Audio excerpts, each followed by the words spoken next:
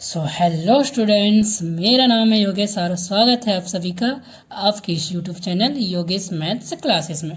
तो स्टूडेंट, आज मैं फिर लेकर आ चुका हूँ कक्षा 10वीं का मोस्ट इम्पॉर्टेंट क्वेश्चन। तो चलिए क्वेश्चन को ध्यान से देखते हैं और सॉल्व करते हैं।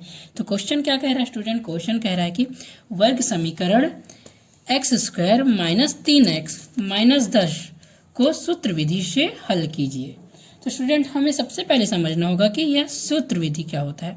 तो सूत्र विधि स्टूडेंट्स, हमें महान गणितज्ञ श्री धराचार्य जी ने एक सूत्र दिया था जिसे हम श्री धराचार्य नियम के नाम से जानते हैं। ठीक है स्टूडेंट, तो यह इसी सूत्र से बनेगा स्टूडेंट ये वाला क्वेश्चन। तो चलिए क्वेश्चन को हल करते हैं। तो हमें दिया है, जो दिया है पहले लिख लेते हैं स्टूडेंट। दिया है हमें x² - 3x - 10 बराबर 0। ठीक है स्टूडेंट।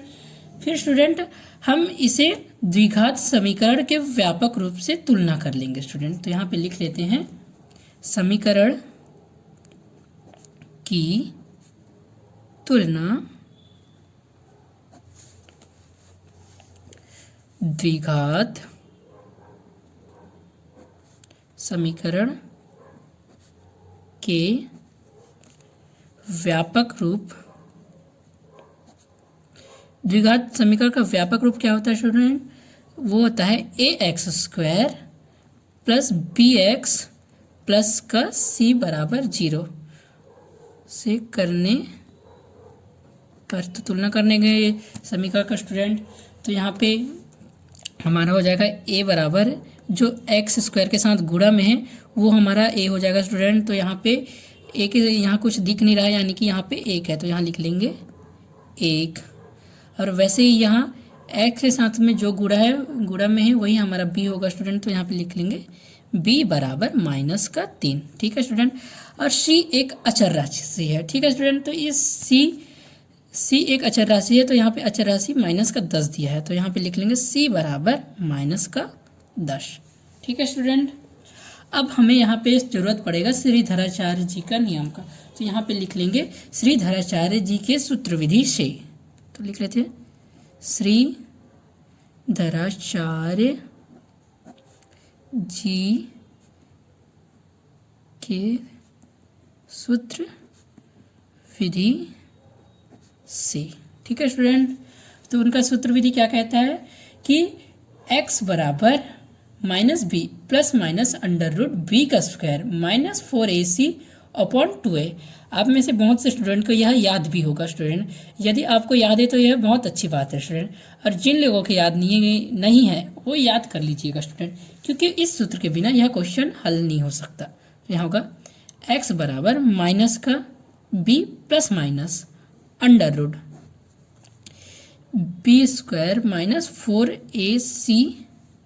- 4ac/2a। नीचे में आप 2a लिखना ना भूलिएगा स्टूडेंट, क्योंकि कई बार स्टूडेंट जल्दबाजी में नीचे में 2a लिखना भूल जाते हैं। कई बार मैं भी ऐसे ही कई बार भूल रहा हूँ स्टूडेंट, इसलिए आप लोगों को बता रहा हूँ। तो यहाँ पे सूत्र में इन मानों को पुट कर लेंगे। तो -b हमें क्या दिया है? -3। तो यहाँ कोष्टक में ब्रैकेट में लिखना पड़ेगा स्टूडेंट, क्योंकि यहाँ -3 दिया हुआ है। तो यहाँ पे होगा +- b हमें क्या दिया हुआ है? -3। तो यहाँ पे -3 का स्क्वायर हो जाएगा। ठीक है स्टूडेंट। -4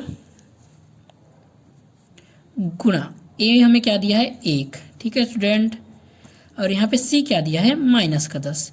तो गुणा यहाँ पे हो जाएगा -10, ब्रैकेट में लिखना पड़ेगा क्योंकि यहाँ पे माइनस है, अपॉन 2a लिखना बिल्कुल ना भूलिएगा स्टूडेंट। x बराबर, यहाँ माइनस और माइनस का जब गुणा होगा तो यहाँ पे प्लस हो जाएगा। तो यहाँ पे 3 +- जब माइनस का स्क्वायर होता है तो वो प्लस हो जाता है। तो यहाँ पे अब 3 का स्क्वायर करेंगे तो 3 तिया 9, -4 का गुणा हम 1 से करेंगे तो -4 का गुणा करेंगे तो -4 ही होगा। अब -4 का गुणा हम -10 से करेंगे, तो जब माइनस का गुणा होगा तो प्लस हो जाएगा। तो यहाँ पे और 4 का जब 10 से गुणा करेंगे तो 4 × 40। तो यह माइनस प्लस हो गया, तो यहाँ पे भी प्लस हो जाएगा। ठीक है स्टूडेंट। तो x बराबर हो जाएगा हमारे पास 3 प्लस माइनस, इसको हम जोड़ देंगे तो यहाँ पे हो जाएगा 9 और 40 को जोड़ेंगे तो √49। और आप सभी को यह पता ही होगा स्टूडेंट कि √50 7 का वर्गमूल होता है। तो यहाँ पे हम लिख सकते हैं कि x बराबर 3। देखिए स्टूडेंट, यहाँ पे हम 2a लिखना भूल गए थे, ये बिल्कुल ना भूलिएगा स्टूडेंट। 2a लिखना भूल जाएंगे तो आपका क्वेश्चन पूरा गलत हो जाएगा। ठीक है स्टूडेंट, तो यहाँ पे 2a लिखना ऐसा बिल्कुल भी ना भूलिएगा। तो x बराबर 3 प्लस माइनस √ को 49 को हम लिख सकते हैं 7, क्योंकि 7 का वर्गमूल √50 होता है, अपॉन 2a। 2a हमें क्या दिया है स्टूडेंट? ए हमें दिया है यहाँ पे 1, तो गुणा 1, तो यहाँ पे सिर्फ 2 ही होगा। ठीक है स्टूडेंट, तो x बराबर 3 प्लस माइनस 7/2, 2 का 1 से गुणा करेंगे तो 2 ही होगा। तो यहाँ पे अब यहाँ पे प्लस माइनस दिया है स्टूडेंट, तो एक बार हमें प्लस लेकर चलना पड़ेगा और एक बार माइनस लेकर चलना पड़ेगा। ठीक है स्टूडेंट, तो यहाँ पे लिख लेंगे हम प्लस लेने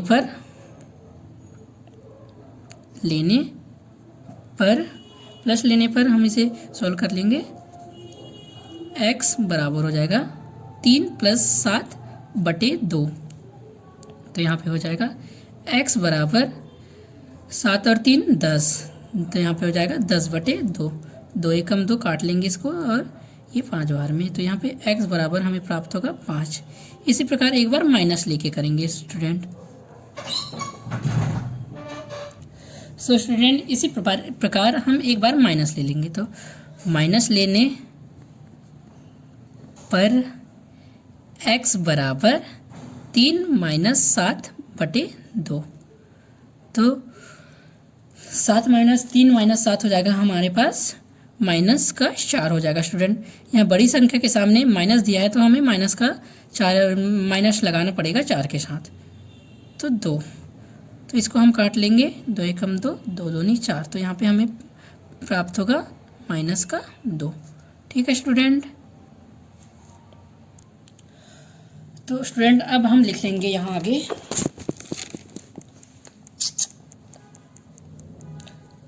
अतः समीकरण का हल x बराबर 5 और -2 प्राप्त होगा। तो स्टूडेंट फाइनली हमारा आंसर आ चुका है। आपको वीडियो पसंद आया होगा तो वीडियो को लाइक ज़रूर कीजिएगा स्टूडेंट, और अपने दोस्तों को शेयर करना ना भूलिएगा स्टूडेंट।